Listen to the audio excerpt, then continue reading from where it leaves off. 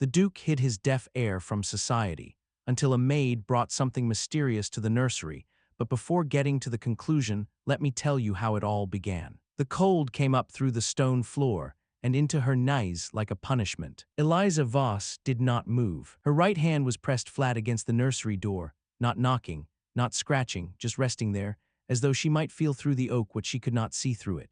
Her knuckles were split and darkening where she had caught herself against the corridor wall in the dark, 3 steps past the last candle's sconce, running when she should have walked. The blood had dried in the crease of her first finger into something that looked almost black in the thin light beneath the door. That light had not moved in an hour.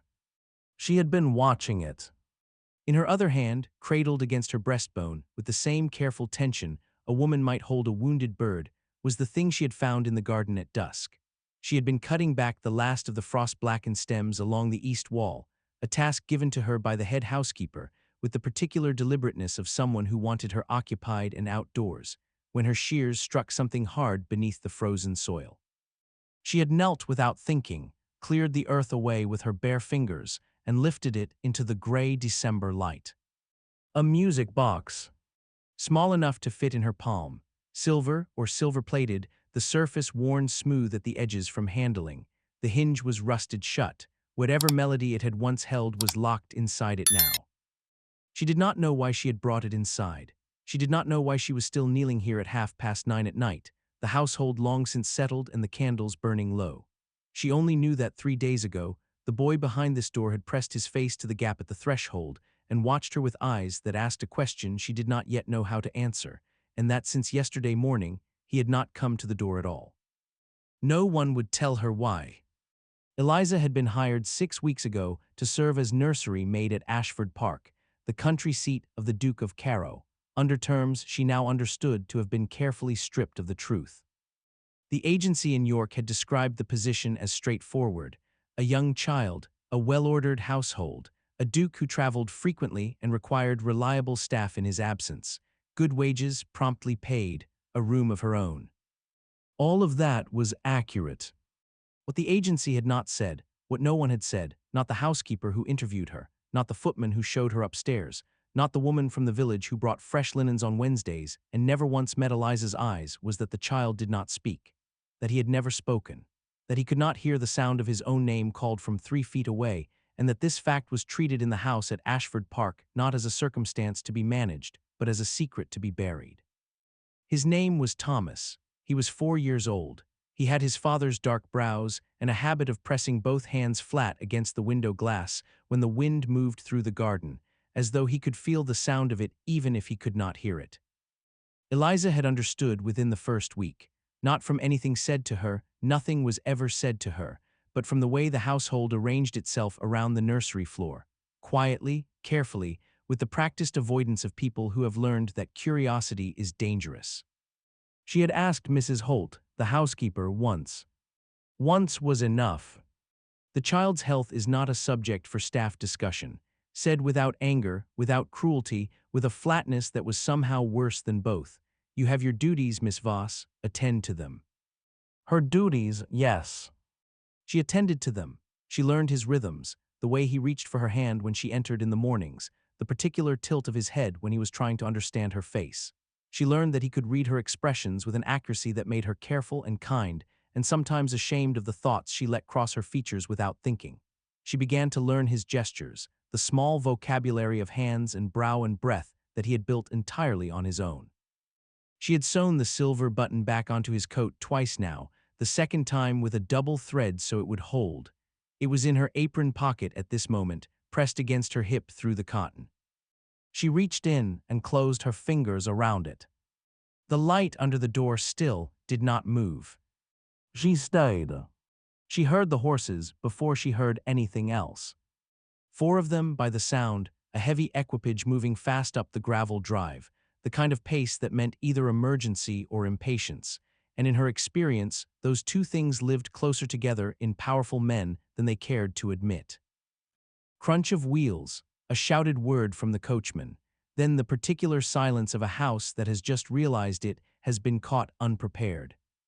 Eliza did not move. She told herself she would rise in a moment, that she would be on her feet and back in her own corridor before whoever had arrived reached the entrance hall. She told herself this with the same quiet determination she had been applying to the last hour and a half of kneeling on cold stone, and with approximately the same result. Her legs had gone numb below the knee. By the time she had gathered herself, the music box transferred to her apron pocket alongside the button, her palms pressed to the floor to push herself upright, the front doors had opened. She could hear it 2 floors below her, the precise, controlled sound of a household scrambling into order, Mrs. Holt's voice low and rapid, the footman's boots on marble. And beneath all of it, one voice that silenced the rest. Not loud, that was the thing she noticed even from this distance, even through 2 floors of stone and timber and the thick walls of Ashford Park's East Wing. It was not a voice that needed volume. It had a quality of absolute expectation, the kind of voice that had never once said a thing and been ignored. "Where is Mrs. Holt?" Not a question, she registered that even then. She should have run. He came up the main staircase and turned left toward the family wing, and she knew before she heard his footstep in the corridor that she had left it too late. There was nowhere to go that would not make her look precisely as guilty as she was. The corridor had one entrance. The nursery was at its end. And she was standing in the middle of it with dark stains on her apron and a split knuckle and no explanation that would sound like anything other than what it was. A member of staff where she had been expressly told not to be, doing something she could not justify in terms that would satisfy a man like this. The candle sconce at the corridor's entrance caught him first. He was taller than she had imagined from the portrait in the study, which had captured the width of his shoulders, but flattened something essential about the way he occupied space. He was still in his traveling coat, the collar turned up against the December cold, dark fabric carrying the particular damp of a long night journey. His hair was disordered from the wind. His jaw was set. His eyes found her immediately. They were gray, the kind of gray that is not soft, not the gray of morning or of fog, but the gray of river stone in winter, hard and waterlogged and entirely still. For a moment, he simply looked at her. "Then what is your name?" Again, not a question. A demand for information, delivered with the economy of a man who did not intend to ask twice. "Eliza Voss, Your Grace." Her voice was steadier than she had any right to expect. "Nursery maid. I was hired in November by—" "I know when you were hired." He took 3 steps toward her. The candle light moved across his face and she saw, with a clarity that was almost uncomfortable, that he was not simply cold, he was containing something. Something that had been building, perhaps, since whatever had sent him out of London at this hour and at this speed. "What I want to know is what you are doing in this corridor at 10 o'clock at night." She stopped, considered the available truths, chose the simplest one. "I was concerned about Thomas, Your Grace." Something moved across his face at the sound of his son's name. Not softening, not exactly, but a fault line, briefly visible in the composed gray surface of him. "You were told," he said, and his voice had dropped in a way that was somehow worse than if it had risen, "that this corridor is not for staff use after the evening meal." "Yes, Your Grace."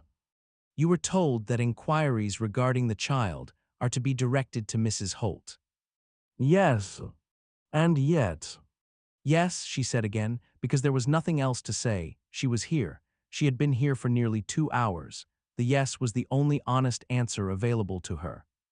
He stopped 4 feet away, close enough that she could see the road tiredness around his eyes, the faint hollowing that came from too many hours in a carriage and not enough of anything else.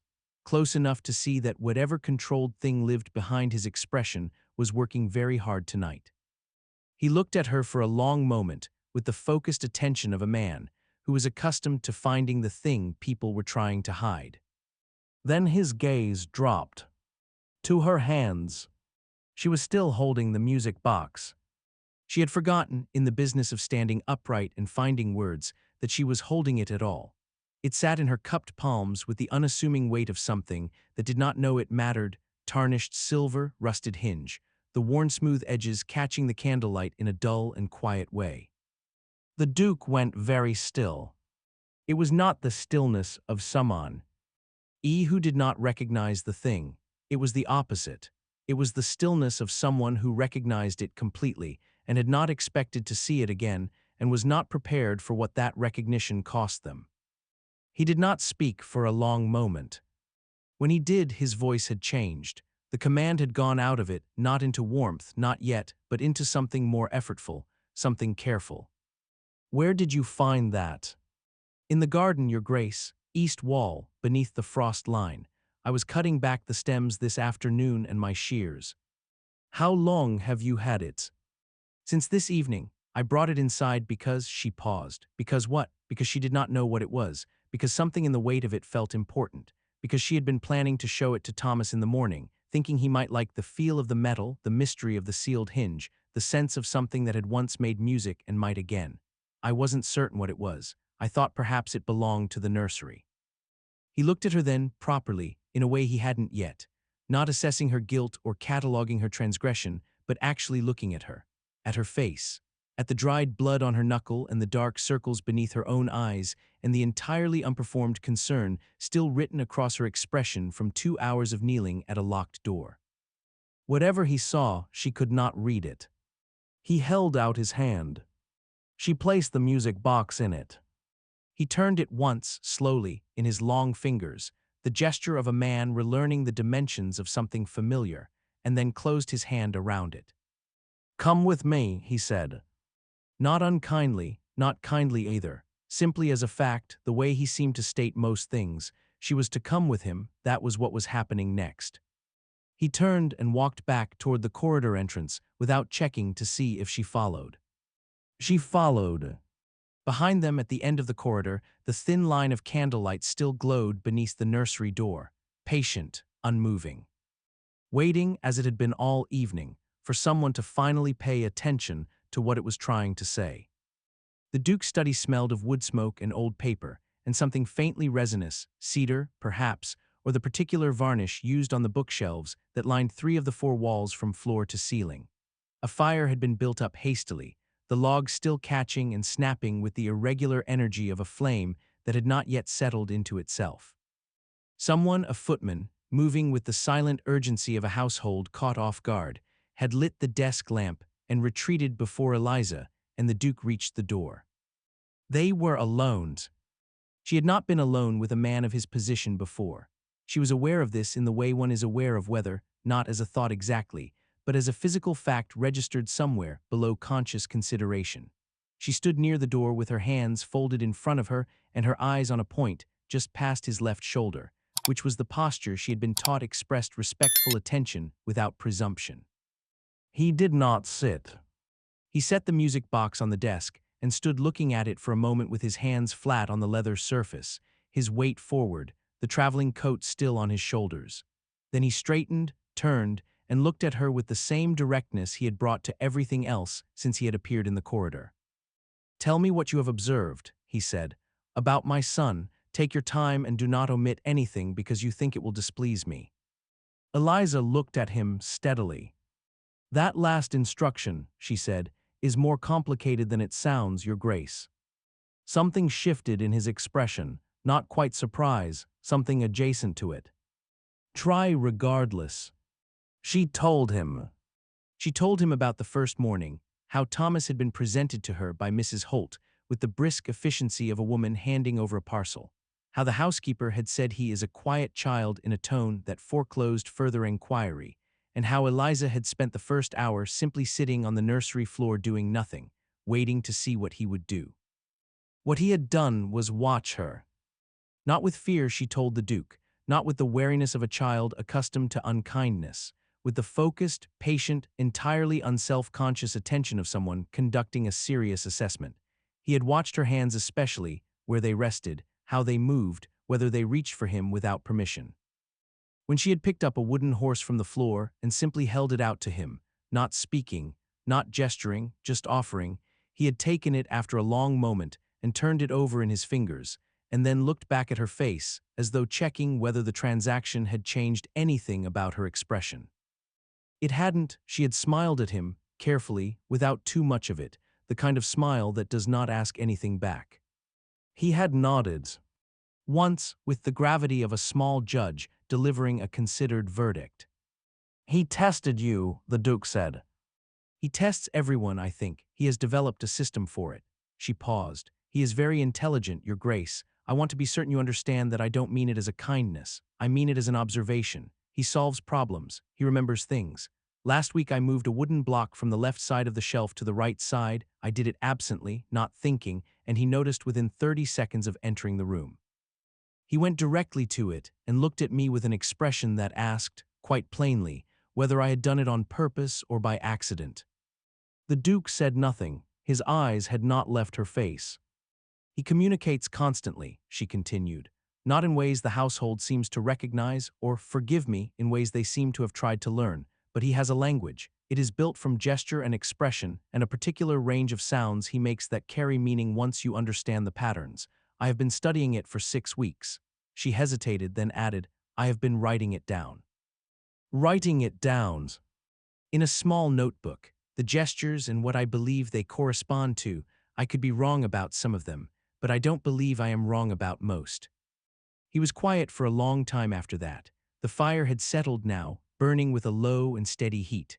Outside the study windows the night was absolute, no moon, no visible stars, just the dark pressing close against the glass. When he finally spoke, his voice was different, not soft, but stripped of the command structure it usually carried, the way a room looks different once the formal furniture has been moved aside. He stopped coming to the door, he said, not to her quite, to the room, 3 days ago. Yes. Why? I don't know yet, she met his eyes. That is the honest answer. Something changed and I cannot determine what. I had hoped to ask him in the morning. There are ways to ask him things if you learn the vocabulary of his face. But I was not given access to the nursery yesterday or today, and by this evening she stopped. I was not willing to leave it another night without at least being close enough that he might see the light under the door and know that someone was there. The Duke looked at her for a very long moment. Then he sat down. She was dismissed, eventually, with instructions that were not what she had expected. She was to return to her room. She was to present herself to Mrs. Holt in the morning and inform the housekeeper that her access to the nursery corridor had been restored. She was to continue her duties with Thomas exactly as she had been performing them. No mention of the violation, no threat, no formal censure. She was almost to the door when he spoke again. Miss Voss. She turned. He was looking at the music box. It belonged to his mother, he said, quietly, without inflection, in the way that people speak when they are reporting a fact too large to carry any additional weight. I did not know it was in the garden. I don't know how it came to be there. She waited. He did not say anything else. He simply sat with his hand resting near the thing, not quite touching it, as though it were still deciding whether to let him. Good night, Miss Voss. Good night, Your Grace. Mrs. Holt found her in the kitchen corridor the following morning before breakfast. She was a compact woman, the housekeeper, the kind of compact that comes from decades of purposeful movement, from a life organized around the efficient covering of distance. Her hair was iron gray and precisely arranged. Her expression habitually communicated a kind of preemptive authority, the look of someone who had learned long ago that most problems could be prevented by simply appearing impossible to surprise. This morning, something in that expression had shifted. She looked at Eliza for a long moment in the gray, early light. Then she said, without preamble, He spoke to you last night. Yes, Mrs. Holt. For how long? Perhaps 20 minutes. The housekeeper absorbed this. Her eyes, which were dark and sharp and considerably kinder than her general demeanor suggested, moved briefly to the wall and then back. Come with me, she said. There is tea. It was, Eliza understood, an offering. Not friendship, quite. Mrs. Holt did not appear to be a woman who moved quickly toward friendship, and Eliza respected that. But something, an acknowledgement that the geography between them had quietly shifted. They sat at the small table in the housekeeper's private sitting room with plain cups and no ceremony, and Mrs. Holt told her, in the careful and selective way of someone deciding in real time how much to give, the things that the household had not said. Thomas had been born deaf. The Duchess, Charlotte, the Duke's wife, had refused to accept the prognosis of the first physician called, and then the second, and had spent the better part of a year writing to specialists in Edinburgh and Vienna, and corresponding with the founders of a school in London that was doing work, new and still contested work, with deaf children. She had believed, with a quiet ferocity that Mrs. Holt described without quite using the word ferocity, that her son would learn to communicate, that he would be educated, that he would inherit. The Duchess had died of a fever when Thomas was 14 months old. The Duke, Mrs. Holt said, looking at her tea, had not spoken of Thomas's deafness to anyone since. Eliza held this information carefully. She thought of the portrait in the study, the Duke, younger, with something around the eyes that was not yet the stone she had encountered last night. She thought of the music box in the frozen garden, half buried under months of neglect. "What was she like?" Eliza asked. "The Duchess." Mrs. Holt looked up. Something crossed her face, a warmth so brief it was almost invisible. "She would have liked you," the housekeeper said. She had no patience for people who looked away from difficult things. Thomas came to the door that morning. Eliza was seated cross-legged on the nursery floor with the notebook open in her lap, going over her entries from the previous weeks, adding the small detail she had confirmed yesterday about the way he tilted his head when he was working through a problem, when she heard the soft sound of his feet on the floor. She did not look up immediately. She had learned that looking up immediately startled him. She gave him time to decide to enter on his own terms. He padded to within 2 feet of her and sat down. She waited a moment, then looked up from the notebook and smiled at him, not too much, the careful version. He looked at the notebook, then at her, then back at the notebook. Then he reached out one small hand and rested his fingertip on the page, looking at her with a question she had learned to read clearly by now. "What is this?" "It is a record," she told him, knowing he could not hear the words, but speaking them regardless, for her own benefit perhaps, or because the habit of speech felt like a form of respect she was not willing to abandon. And then she showed him. She pointed to a small sketch she had made, a rough drawing of his gesture for more, the one where he pressed his 2 hands together at the fingertips, and then she made the gesture herself, slowly. His eyes went very wide. He stared at the sketch, then at her hands, then at the sketch again. Then, with the gravity that characterized all his most important actions, he pointed to another gesture on the page, one she had labeled with a question mark, uncertain of its meaning, and made it himself, watching her face, waiting to see if she understood. She studied the gesture, the angle of his wrist, the direction of his fingers. "I don't know yet," she told him honestly. "Help me." He considered this for a moment. Then he stood, went to the window, and pressed both palms flat against the glass, the gesture she had first seen and first loved, the one that reached for the sound of the wind. He looked back at her. She wrote it down. Outside, garden, wind, the feeling of things beyond reach.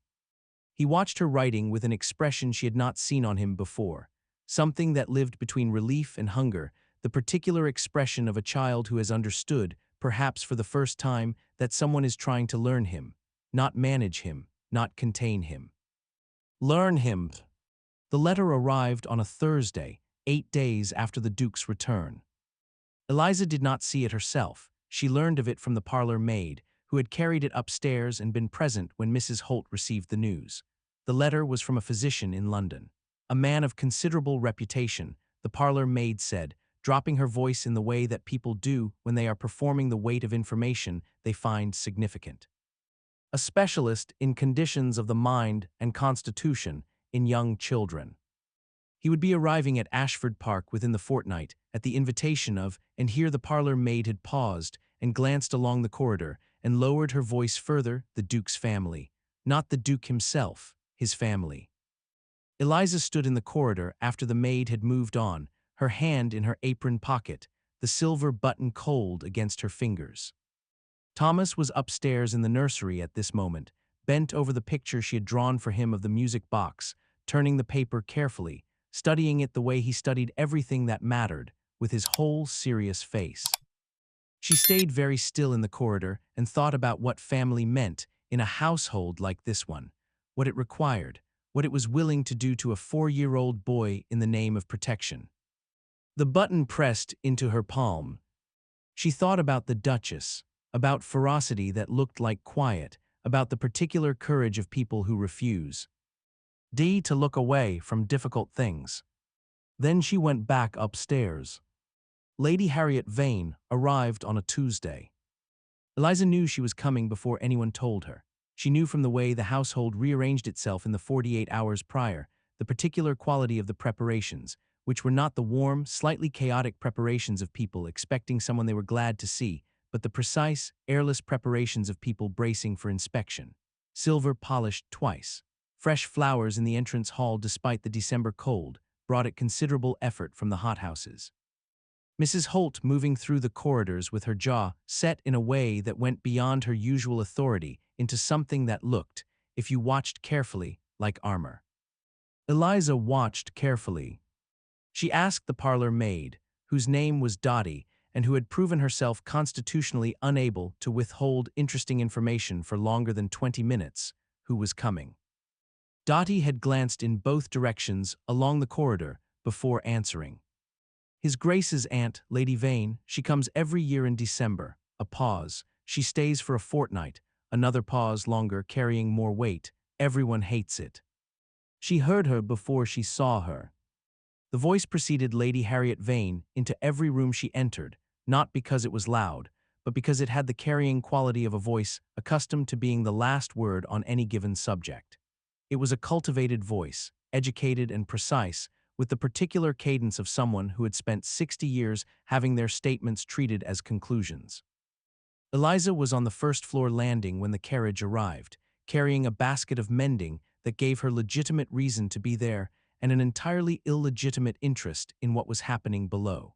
She watched through the balustrade.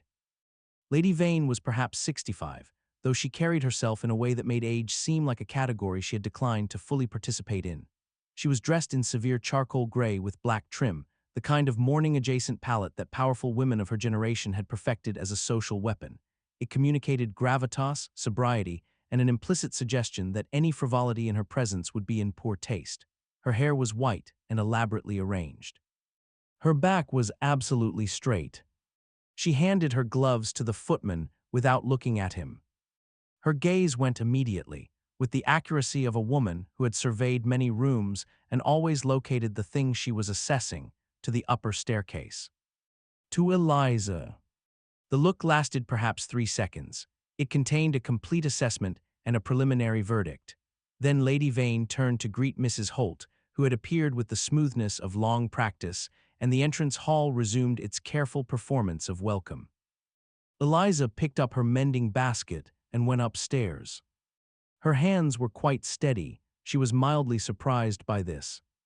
For the first 3 days, Lady Vane moved through Ashford Park like weather, pervasive, impossible to ignore, altering the atmosphere of every room she passed through without appearing to exert any effort in the doing of it. She took her meals with the Duke in the formal dining room. She walked the estate in the mornings with the careful proprietary interest of someone taking stock of an inheritance. She received callers in the blue sitting room each afternoon and spoke to them in tones too low for the staff to catch more than the occasional word. She did not visit the nursery. This was, Eliza thought, the most significant thing about her. She was in a house that contained a 4-year-old child, and she had not, in 72 hours, gone near him. Not curiosity, not obligation, not even the performance of dutiful interest that most adults manage toward children regardless of their actual feeling. Nothing. Thomas did not ask about her, but he had become quieter since her arrival, not the easy quiet of a child absorbed in something, but the particular stillness of one who has registered that the air has changed and is waiting to understand in which direction the change will move. Eliza stayed close to the nursery. She invented new rituals, small and reliable ones, the morning sketch, which had become their primary means of communication, a back and forth of drawn images that she and Thomas passed between them like letters. The afternoon hour at the window, where she sat beside him and they watched the garden together, and she had begun, tentatively, to learn which plants he knew by name in the language of his hands. The evening game with the wooden blocks, which had evolved over 6 weeks into something of genuine complexity, a system of towers and sequences that Thomas designed and Eliza built, following his direction, which meant that the game was also a sustained exercise in giving and receiving instruction between two people who shared no spoken language. He was, she had writ, N in her notebook on the 42nd day, the most deliberate communicator I have ever encountered. He wastes nothing. Every gesture is chosen. She added, below this, in smaller writing, I think he has always been waiting for someone to notice that. The summons came on the fourth day. Not to the Duke's study this time, to the blue sitting room, which was Lady Vane's domain for the duration of her stay. The message was delivered by Mrs. Holt in person, which told Eliza something about its weight, and delivered with an expression that told her something further, something careful and unhappy and almost, not quite, apologetic. Lady Vane wishes to speak with you, Mrs. Holt said, this afternoon, 3 o'clock. Of course, Eliza said. Mrs. Holt hesitated. For a woman who was not given to hesitation, the pause was significant.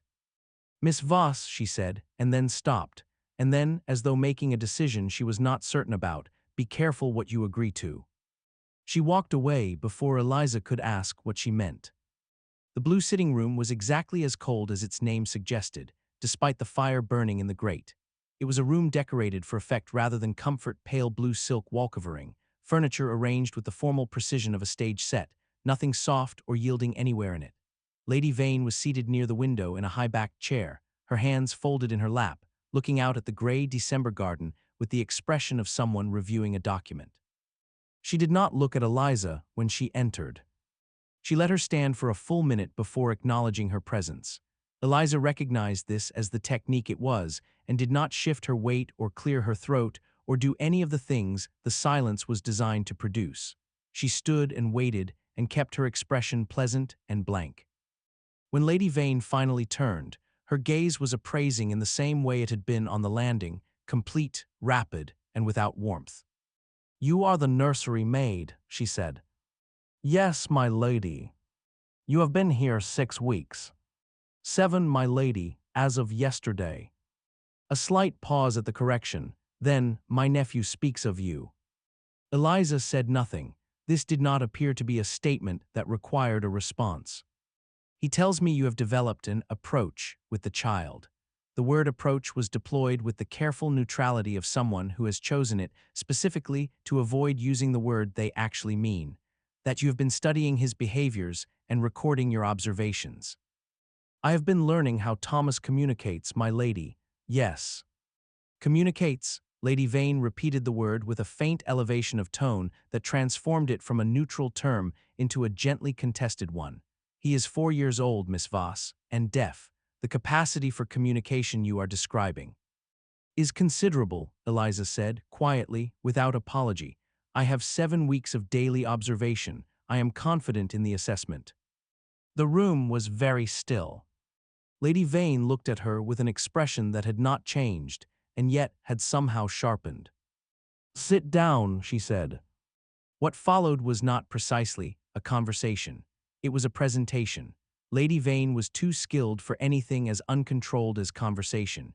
She moved through the subject with the organized efficiency of someone who had prepared her material in advance and required only a listener, not a participant. The child's situation, she explained, had been a matter of family concern for some time. His Grace, understandably, had found the management of the matter difficult following the Duchess's death. These things happened in the best families.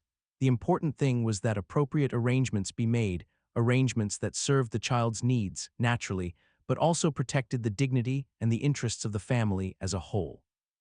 There was an institution in Wiltshire. Lady Vane had visited it personally the previous spring. It was clean, well-staffed, and operated under the direction of a physician of considerable experience, with children of, she paused, limited capacity. Thomas would be comfortable there. He would be cared for. He would be quiet.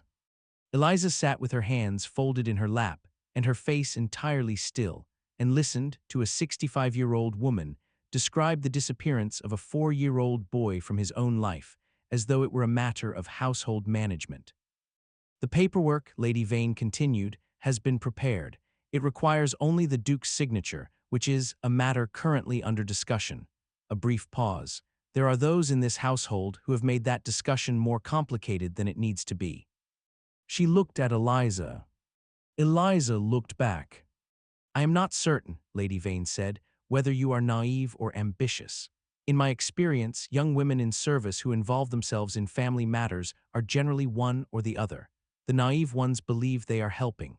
The ambitious ones believe they are indispensable. And Sable, she tilted her head slightly. Which are you? Neither, my lady, Eliza said. I am someone who has spent 7 weeks learning that a child the household has written off as unreachable is, in fact, extraordinary, and I find I am unable to consider that incidental. The silence was longer this time. I see, said Lady Vane. She was offered a choice. Lady Vane presented it with the same organized efficiency as everything else, as though it were perfectly reasonable, which, Eliza supposed, from inside the architecture of a world like this one, it was. She could continue in her position. Her wages would be paid through the spring.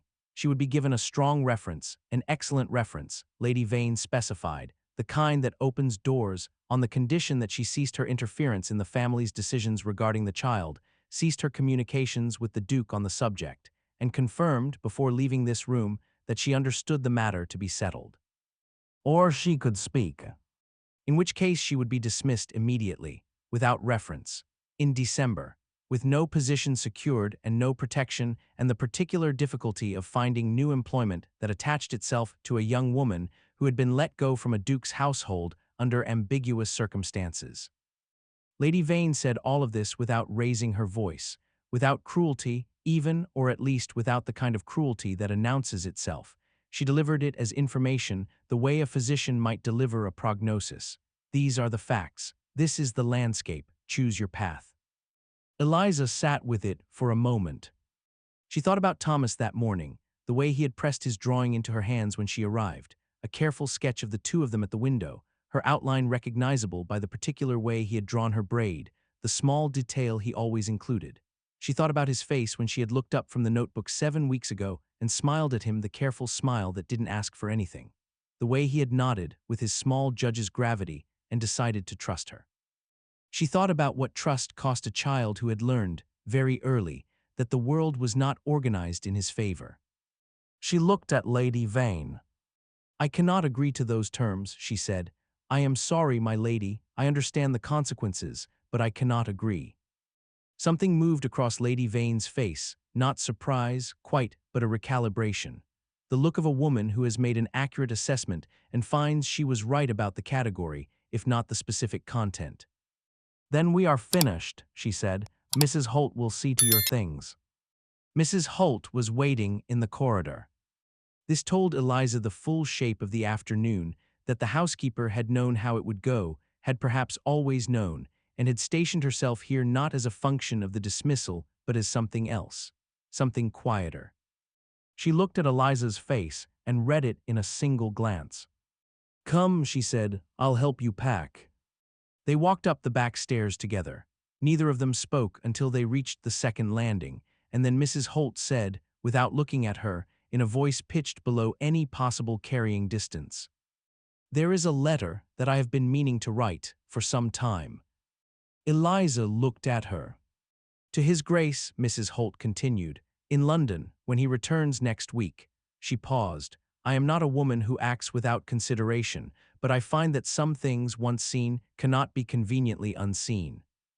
Eliza said nothing. She felt something in her chest that was not quite hope. It was too careful for hope, too aware of the distances involved, but it was adjacent to it, a first cousin of it. They reached her room. Mrs. Holt opened the door and stood aside. Pack your warm things first, she said. December is unforgiving. And then, with a precision that made it clear this was the actual message and everything else had been preamble, do not go far. Eliza packed in the thin gray light of the winter afternoon. She folded her dresses, wrapped her spare boots in their cloth, placed her notebook, 7 weeks of Thomas, of careful observation, of a language built from gesture and expression, and the serious intelligence of a boy the world had decided not to look at the very top of the bag where it would not be crushed. She reached into her apron pocket. The silver button sat in her palm, small and cold, and entirely itself. She looked at it for a long moment. Then she placed it, carefully, in the inside pocket of her coat, where it would be close and safe, and where she would feel it against her chest when she breathed. She picked up her bag. She went downstairs. The village of Ashford was 3 miles from the estate gates. Eliza walked it. She had been offered the cart. Dottie had appeared at the servants' entrance with reddened eyes, and the information that Jem, the groundskeeper, would drive her to the village if she wished. But she had declined. She was not certain she could sit still in a cart for 3 miles. Her body needed the cold and the distance, and the particular discipline of putting one foot in front of the other on a road that required her full attention, because the alternative was standing still long enough to feel the full weight of what had just happened. She walked. The December air was sharp and colorless, the sky the flat white of snow that had not yet decided to fall. The road from Ashford Park ran between bare hedgerows, the frozen ground iron-hard beneath her boots, each step producing a sound like something being struck. Her bag was not heavy. She had not accumulated much in 7 weeks. This fact, which she had not previously thought about, presented itself now as a particular species of bleakness. That a person could spend 7 weeks in a place, could learn its rhythms and its silences and the precise vocabulary of one of its smallest inhabitants, and still be removable with so little friction, still take up so little space that her absence would close over her like water. She thought about Thomas. She made herself stop thinking about Thomas. She walked faster. The village had a coaching inn, the Ashford Arms, a low-beamed establishment that smelled of wood smoke and boiled mutton, and the particular damp of a building that had absorbed several centuries of English winters. The landlady, a broad woman named Mrs. Fitch, who had the assessing gaze common to people whose business required rapid judgments about strangers, looked at Eliza's bag and her face and the quality of her coat, and made a swift determination. She had a room, small, under the eaves, 3 shillings a week. Eliza paid for 2 weeks from the money she had saved, 8 weeks of wages, carefully kept, and carried her bag up the narrow staircase to a room that contained a bed, a washstand, a window the size of a prayer book, and nothing else. She sat on the bed. Outside, the flat white sky had begun, with the slow inevitability of things that have been building for some time, to produce snow. She spent the first day in a kind of careful numbness that she recognized as useful and did not resist. She ate what Mrs. Fitch provided, plain food, adequate, without comment, and sat by the narrow window and watched the snow settle over the village rooftops and tried to think practically about her situation. The practical shape of it was not encouraging. She had at current expenditure enough money for perhaps 6 weeks if she was careful. After that, without a reference, the options narrowed considerably. She had no family to return to. Her mother had died 3 years ago, her father before that, and the aunt in Harrogate who had taken her in at 16 had made it sufficiently clear that the arrangement was temporary. She had trained as a nursery maid because she was good with children, and because the work was steady, and because the placement agency in York had told her that girls with her qualifications could expect regular employment. Regular employment required references. She had no references. She opened her notebook that evening and sat with it in her lap for a long time without writing anything. Then she turned to the page where she had sketched Thomas's gesture for outside, the 2 palms flat against an invisible window, reaching toward the wind, and she looked at it until the candle burned low and the cold from the window became impossible to ignore.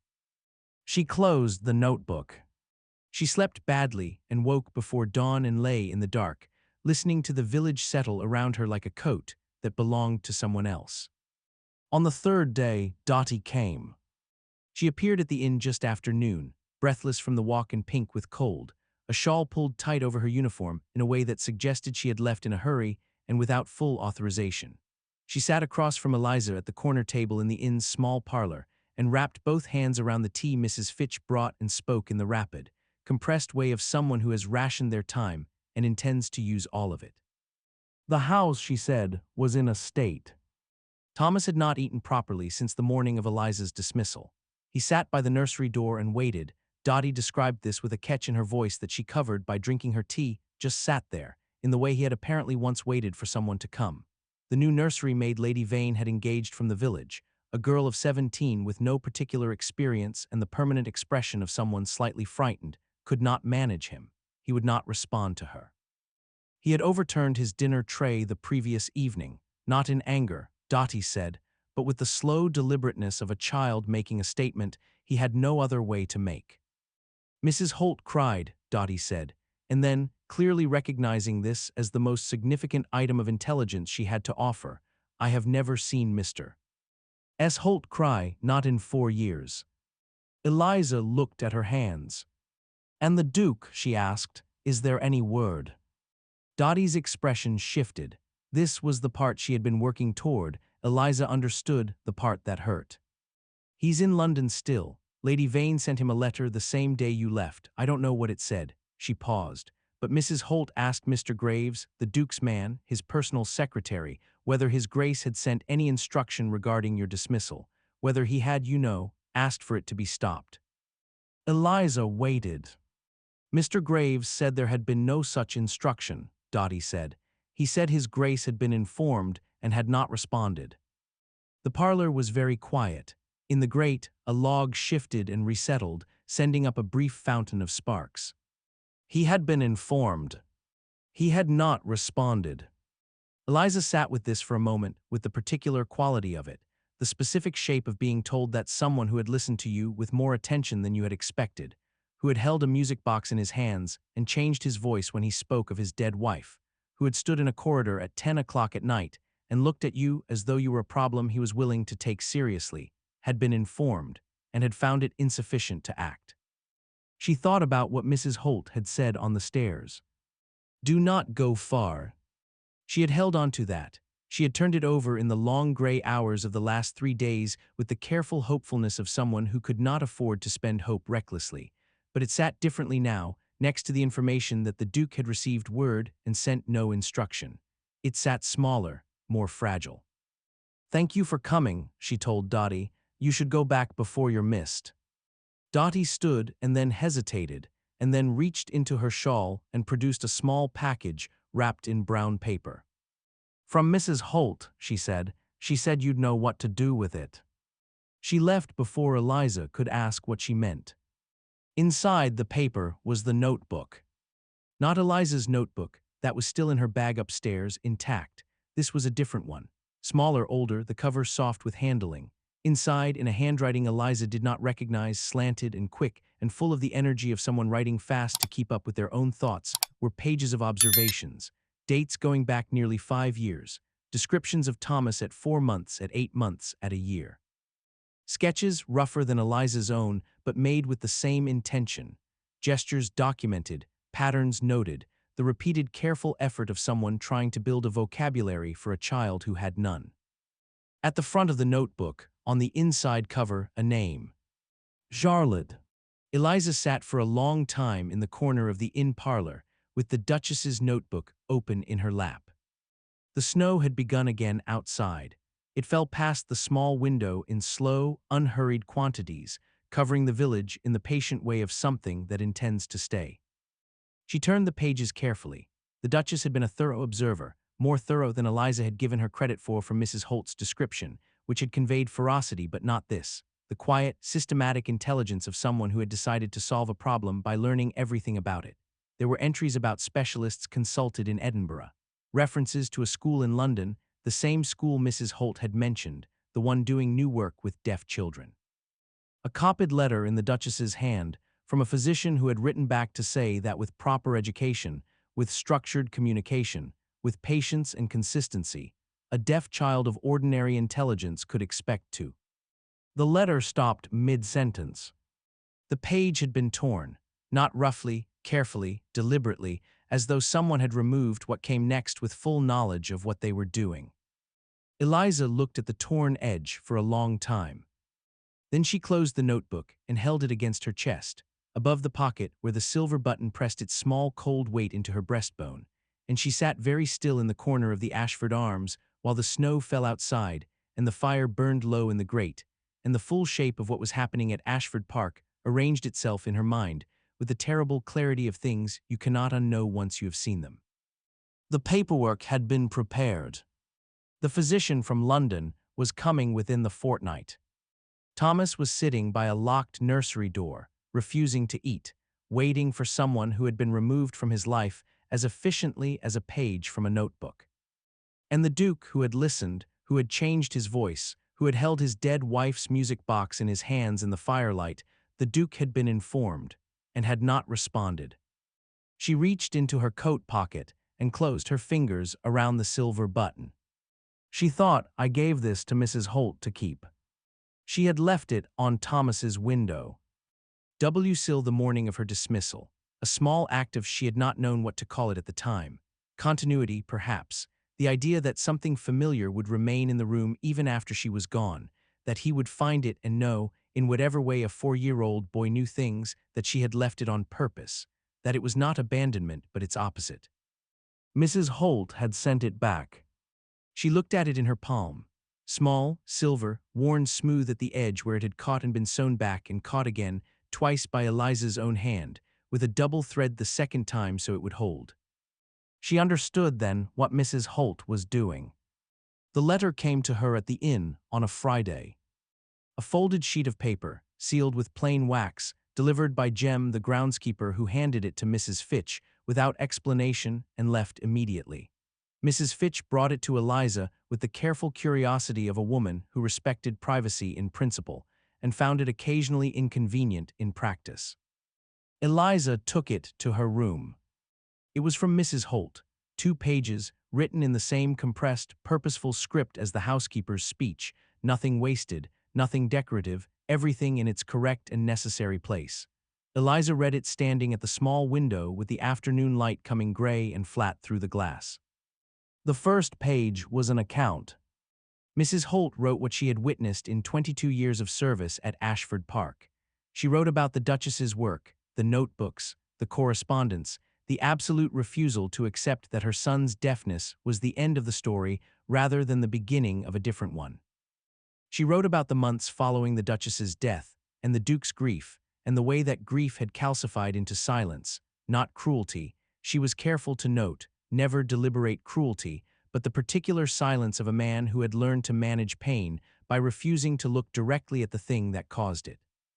She wrote about Lady Vane, about the visits that had grown longer and more purposeful over the past year, about the physician in Wiltshire, about the legal documents she had seen on the Duke's desk 3 weeks before his return from London, papers she had not been meant to see, papers that described Thomas in language she would not repeat, but that had stayed with her in the manner of things that mark you. She wrote about Eliza. She wrote about what she had observed in 7 weeks, not the sentimentalized version, not the version colored by affection, but the specific, factual version, what Thomas had been before and what he had been since. The food refused and the food eaten. The door sat beside and the window returned to. The notebook filled with a language that had been waiting for someone to learn it. She wrote, I have worked in this house since I was 43 years old. I have kept its confidences and managed its difficulties and understood that my role required discretion above most other virtues. I am setting that discretion aside. Some things, once seen, cannot be conveniently unseen. The second page was shorter. At the top she had written, enclosed please find 1 silver button, from the coat of Master Thomas Carow, sewn twice by Miss Eliza Voss with a double thread so it would hold. I am sending it to you because I believe you will understand why it matters, and because I believe, if you are the man your wife believed you to be, it will be enough. She had addressed the letter to the Duke of Carow at his London residence. At the bottom of the page, below her signature, she had written a single additional line. I am prepared to lose this position. I am not prepared to lose this child. Eliza sat on the edge of the narrow bed in her room at the Ashford Arms and read the letter twice. Then she folded it carefully along its original lines and held it in her hands and looked at the small window where the flat winter light was failing now, the afternoon giving up its gray effort and settling into the early dark of December. She had not cried since leaving Ashford Park. She had been too cold and then too busy, and then too numb and then too carefully occupied with the business of thinking practically about her situation to permit it. She had held it at a distance with the same double-thread determination she brought to silver buttons and difficult truths and things that needed to hold. She cried now. Not extravagantly. She was not, by temperament, an extravagant person. But the tears came and she let them, because she was alone and because the room was small enough to contain them, and because some things, she had come to understand, needed to be felt completely before you could carry them properly. She cried for Thomas at the nursery door. She cried for the Duchess's notebook and its torn page.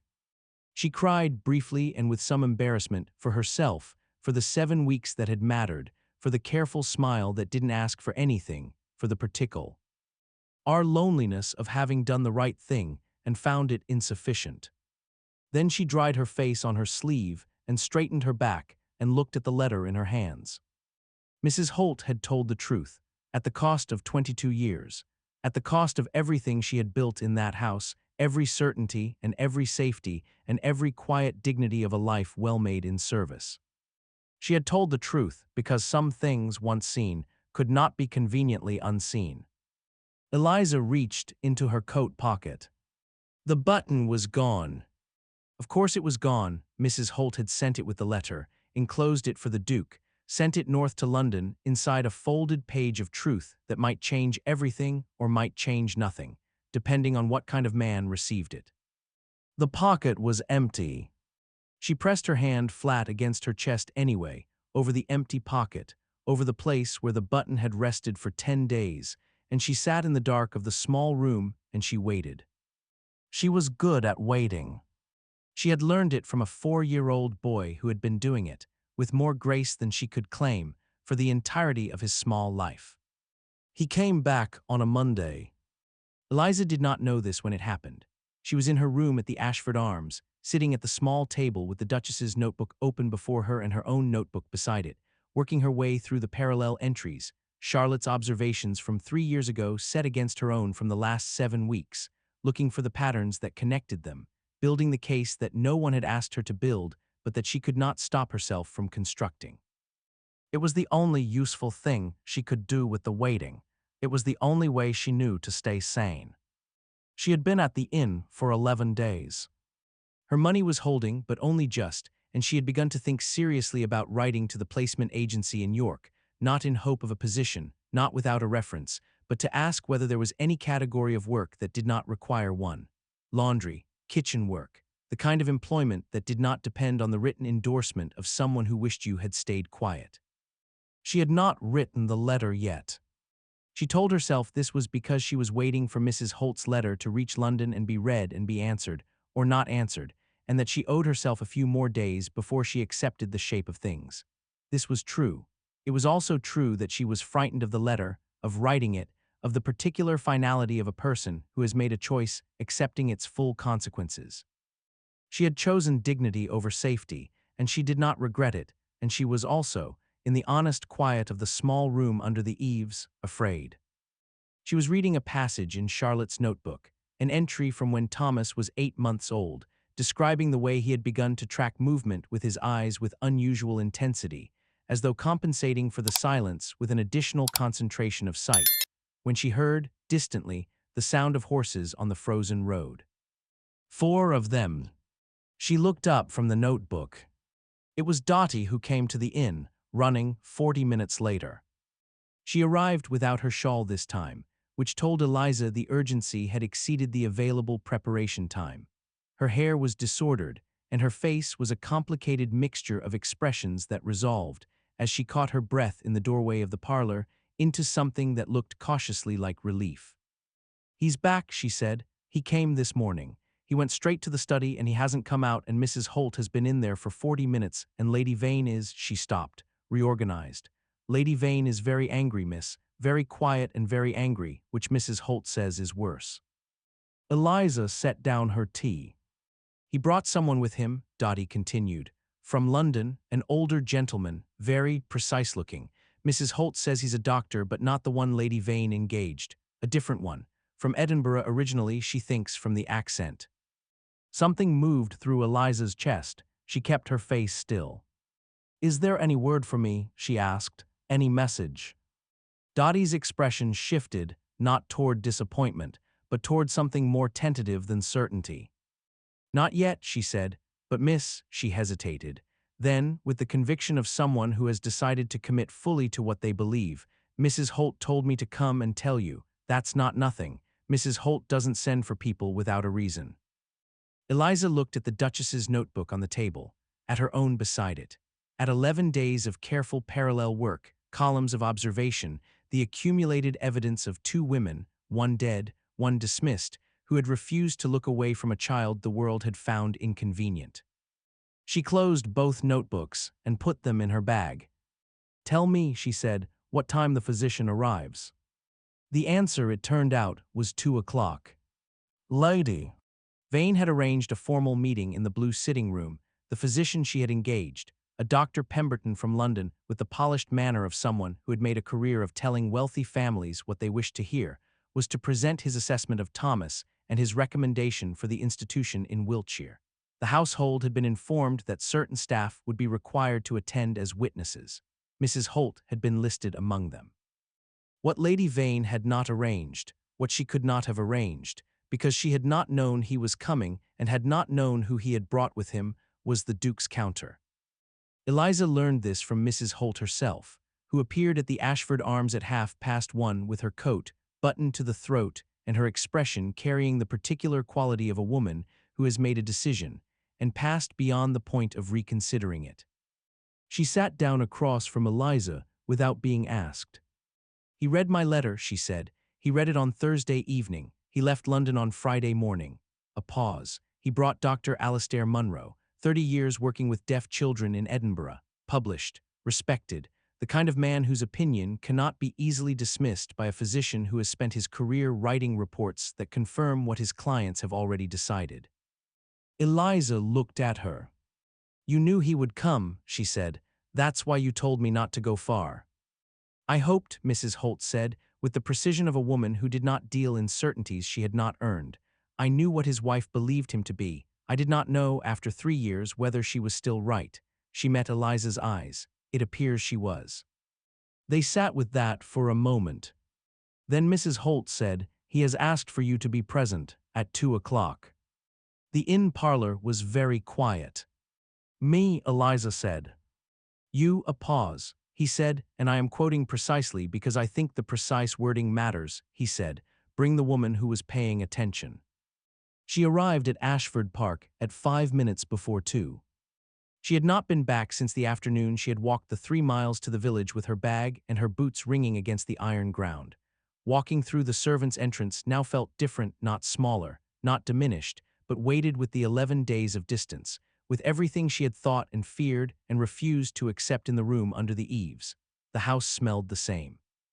Wood smoke and beeswax, and the cold, stone particular to old buildings that have absorbed centuries of English weather into their bones. Dotty was waiting inside the door.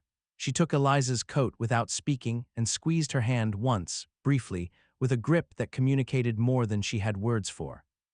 Mrs. Holt was at the foot of the back stairs. She looked at Eliza's face, nodded once, and turned to lead her up. The blue sitting room had been rearranged. The chairs that Lady Vane had deployed in their careful stage-set formation, designed to place her at the center, the physician at her right hand, anyone else at a subordinate distance, had been moved. The room now had the configuration of something more formal and more equal. Chairs arranged in a rough arc before the fireplace, no obvious center, no position of predetermined authority. The Duke was standing by the window. He turned when she entered, and she saw, in the brief unguarded moment before his expression settled into its customary controlled stillness, that he looked tired. Not the road tired of that first night, this was something older. The tiredness of a man who has been carrying something heavy for a long time and has only recently allowed himself to feel the weight of it. His eyes found hers and stayed there for a moment. Then he nodded once and looked away. Lady Vane was seated near the fire. She was, as Dotty had reported, very quiet, the stillness of a woman who has not yet deployed her response and is conserving it carefully. She looked at Eliza's entrance with an expression that was almost entirely composed and contained, in its depths, a cold and focused fury. Dr. Pemberton, the London physician, sat to Lady Vane's right. He was a smooth-faced man of 50, with the confident posture of someone who had not recently been required to defend himself and was not anticipating the need to start. He had a leather case on his knee and a folder of papers that he touched periodically with the proprietary manner of a man whose authority rests in documents. Dr. Alastair Munro sat across from him. He was older, perhaps 65, with white hair and the kind of face that had been weathered into honesty by decades of work. He wore no particular air of authority. He sat with his hands folded, and his eyes moving around the room with the quiet, comprehensive attention of a man who had spent a long career learning how to read what people were not saying. His gaze settled on Eliza for a moment when she entered. "He smell," Ed at her, small, genuine, the smile of someone who recognizes a particular quality in a person and is glad to see it in the room. She sat where Mrs. Holt indicated, to the left of the ark, her bag with the 2 notebooks on her lap. The Duke opened the meeting without preamble. "We are here," he said, from his position by the window, "to discuss my son's future. I want to be direct about what this meeting is and what it is not. It is not a ratification of a decision already made. It is not a courtesy extended to family members who have involved themselves in matters outside their authority." He did not look at Lady Vane when he said this. He did not need to. "It is a conversation between people who have relevant knowledge, at the end of which I will make a decision as Thomas's father and as the person with legal authority over his welfare. Is that understood?" "Not a question," Lady Vane said very quietly. "Harriet." The Duke turned. "I know what you believe you are doing," Lady Vane said. Her voice was exactly as Eliza remembered it, contained, precise, carrying its weight without effort. "You believe you are protecting him. You believe that because a nursery maid has filled a notebook and a Scottish physician has a theory, the situation is other than it is. I have been watching over this family's interests for 30 years. I watched over your father's interests and I have watched over yours. What I am proposing is not cruelty. It is sense." "The child, my son," the Duke said, "has a condition that will prevent him from—" "From what precisely?" The room was very still. Lady Vane paused. It was the first pause Eliza had seen from her, the first moment where the prepared material and the present reality had failed to align perfectly. "From participating in the life this family requires of its heir," she said, "from managing an estate, from taking his place in society, from—" "Dr. Munro," the Duke turned to the Edinburgh physician, "would you tell Lady Vane what you told me on Friday evening?" Dr. Munro unfolded his hands and leaned forward slightly. "He spoke for 12 minutes. Eliza counted, because the counting gave her something to do with the part of her mind that was not entirely absorbed in what he was saying. He spoke about the school in London, the same school Charlotte had written to, the one doing new work, and about the 30 years he had spent in Edinburgh before that, and about the 47 deaf children he had educated in that time, of whom 39 had gone on to live what he described, with quiet precision, as full and productive lives in society. He spoke about the methods, the structured gestural language, the lip-reading instruction, the writing and the reading, and the systematic building of communication that could, with the right teacher and sufficient patience, produce a child capable of managing an estate, of taking his place in society, of doing everything that had just been listed as impossible. He spoke about Thomas specifically. He had spent an hour with the boy that morning, he said. He described what he had observed, the intelligence, the attention, the sophisticated system of self-developed communication, with the same specificity Eliza had used in her own notebook, and she felt something move through her chest that was not triumph but was close to it. The vindication of having seen something clearly and been told you were wrong about it, and then been told, by someone whose authority was unassailable in this room, that you had been right all along. "This child," Dr. Munro said, "is not limited in his capacity. He is limited only in his access to instruction. Those are not the same thing. I would like the room to be clear on that distinction." Dr. Pemberton shifted in his chair. Lady Vane had gone very still. "The institution you have identified in Wiltshire," Dr. Munro continued in the same mild and implacable tone, "is not an educational facility. I am familiar with it. It is a custodial one. The distinction matters enormously. A custodial institution will not teach Thomas Carrow to communicate. It will simply contain him. These are different outcomes, and I think the family should make its decision with full knowledge of which one they are choosing." The fire crackled in the grate. Dr. Pemberton said, carefully, "Dr. Munro's methods are progressive, not universally accepted within the medical." "They are accepted at the school in London," the Duke said. "I visited it on Saturday morning. I spent 2 hours there." He reached into his coat and produced a document, several pages, folded, official. "I have a written assessment from its director. I would be happy to read it aloud if Dr. Pemberton would find that useful." Dr. Pemberton looked at the document. then at Lady Vane, then at his own folder of papers, which seemed to have diminished in authority during the last 15 minutes in a way that was invisible but complete. He said, "That will not be necessary." It was Mrs. Holt who spoke next. She stood without being asked, simply rose from her chair with the quiet decisiveness of a woman who has made her choice and is finished waiting for the right moment, because she has understood that she must make the moment herself. "I have been in service at Ashford Park for 22 years, she said. Her voice was steady. The steadiness was not effortless. Eliza could see what it cost, the precise controlled effort of it, but it held. I knew the Duchess. I knew what she believed about her son and what she was working toward when she died. I have watched this household manage its grief by refusing to look at the child who survived it, and I have said nothing because I understood my role and I respected its limits." She paused. "I am finished respecting those limits." Lady Vane turned to look at her with the expression of a woman recalibrating a threat she had not previously taken seriously. "I want to describe," Mrs. Holt continued, "what this child has been this past 11 days, since Miss Voss was dismissed, and she did." She described it with the same economy she brought to everything. No embellishment, no sentiment, just the precise factual account of a boy sitting by a door, of meals untouched, of a 17-year-old nursery maid who could not reach him because no one had given her the vocabulary, of the slow and visible diminishment of a child losing something he had only recently found. "He has not been ill," she said. "He has been grieving. There is a difference, and I believe this room is capable of recognizing it."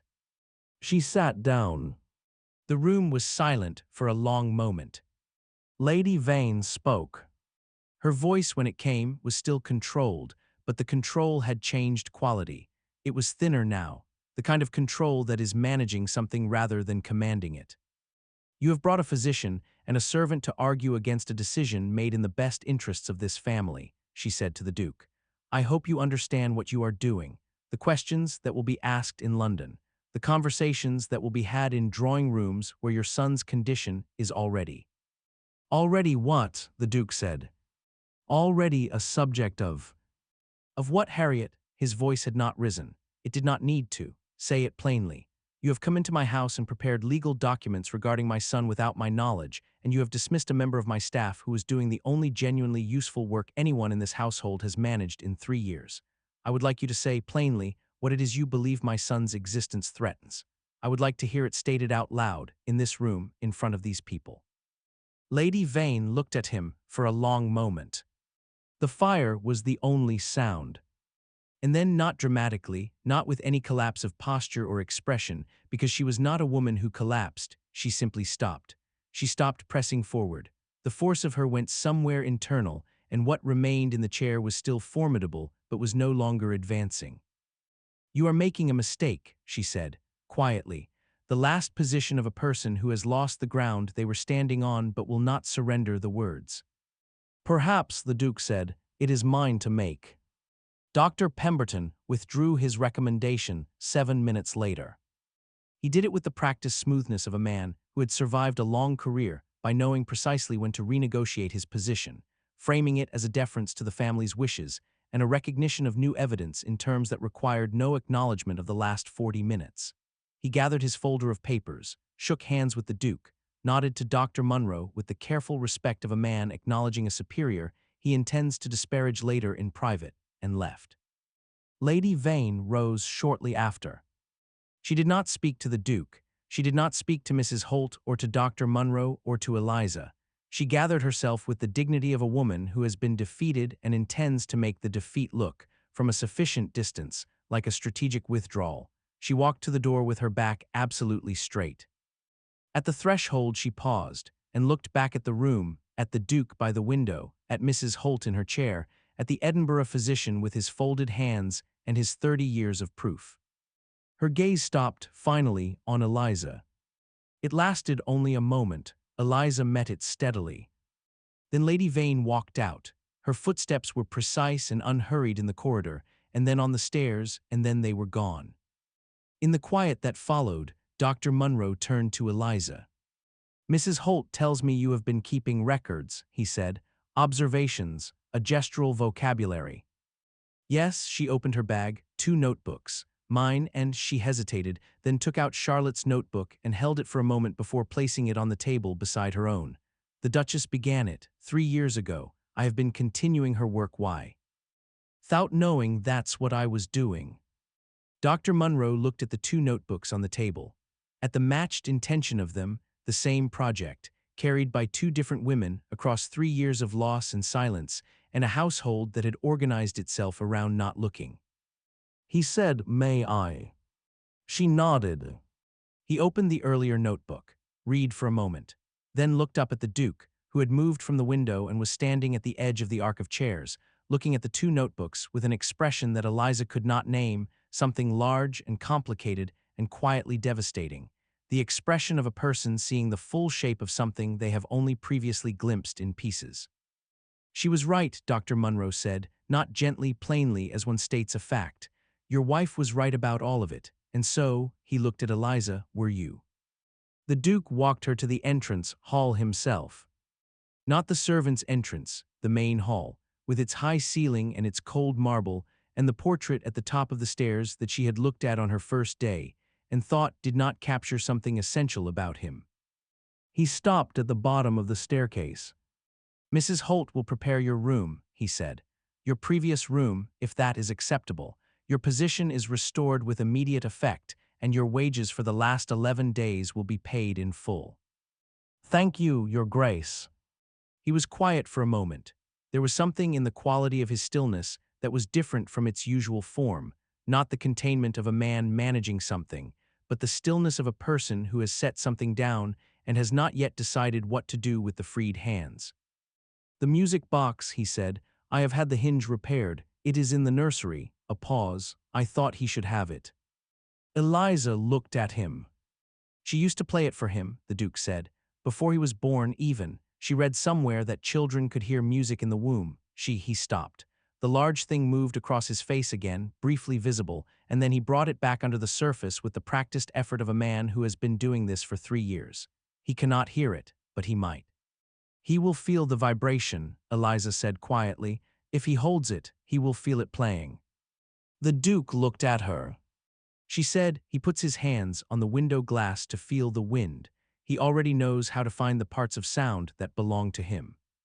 Something in the Duke's face changed then, slowly, like light changing on still water, not breaking, just shifting into a different quality of itself. He looked away, looked back. Go and see him, he said. He has been waiting.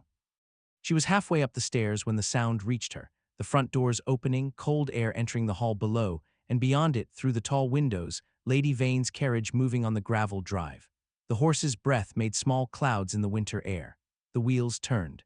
The carriage moved through the gate and onto the road and diminished by degrees until it was simply part of the gray December distance. Eliza watched it go.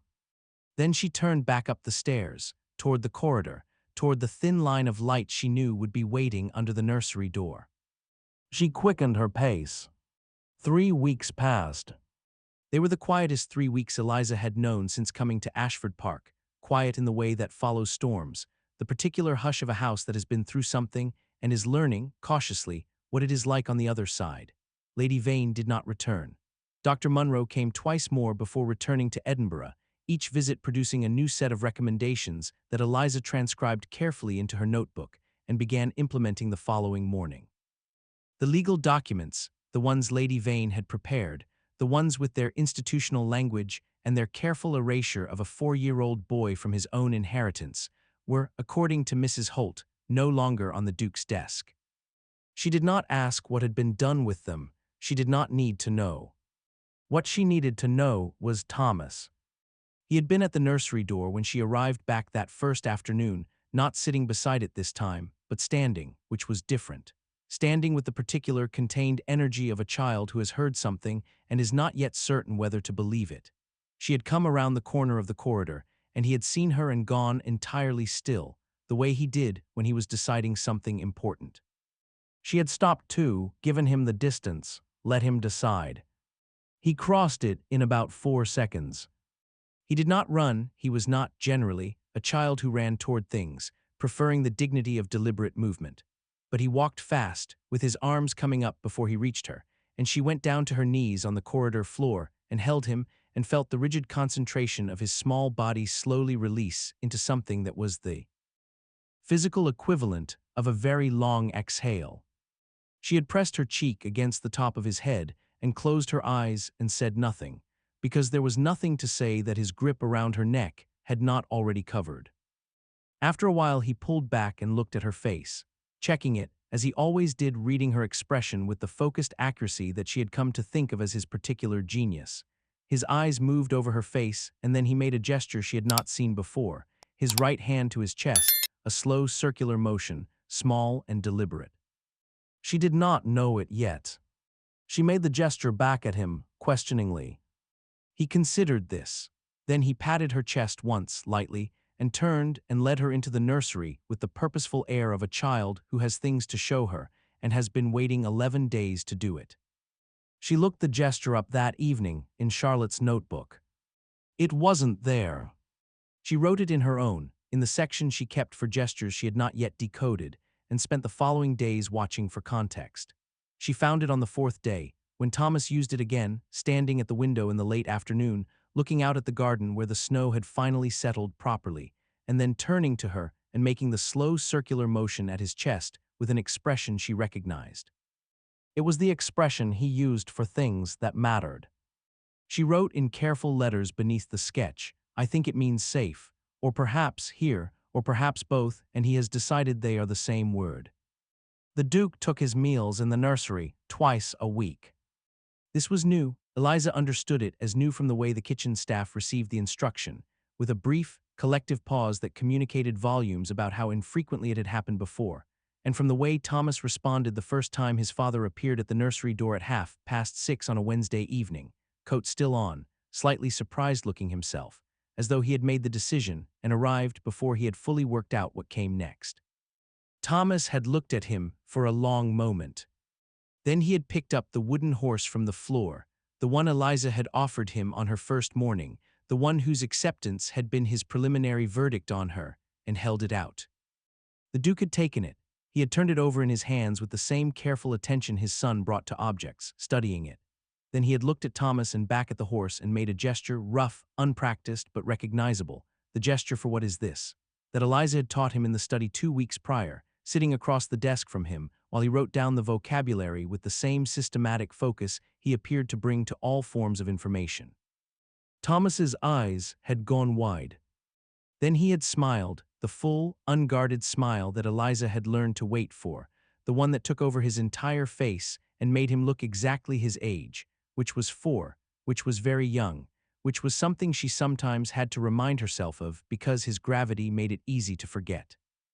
He had taken his father's hand and pulled him toward the block tower in the corner, and the Duke had gone, still in his coat, slightly off balance, with an expression on his face that Eliza had not seen there before.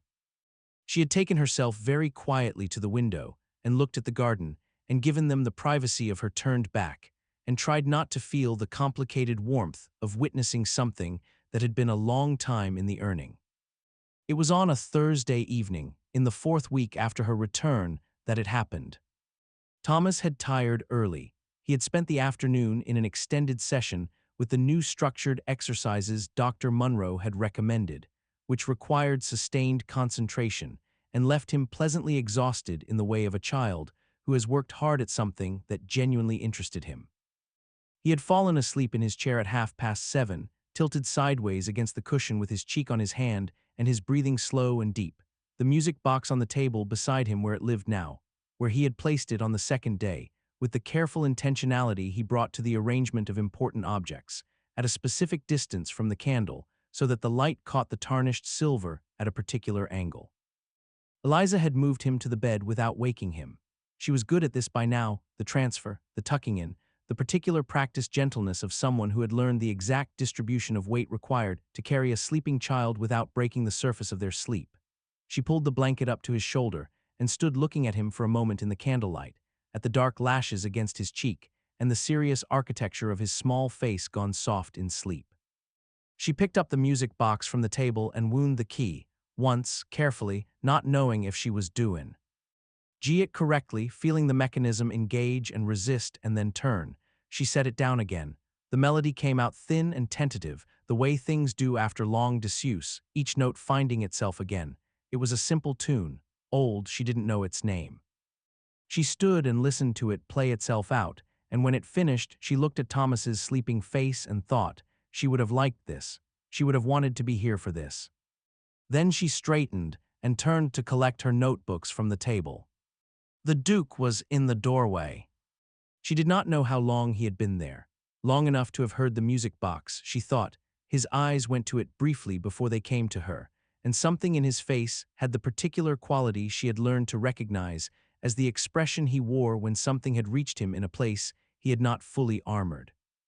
He looked at Thomas, at the shape of the boy sleeping, the dark head on the pillow, the blanket tucked precisely to the shoulder.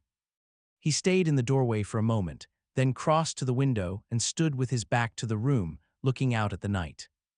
Eliza collected her notebooks quietly.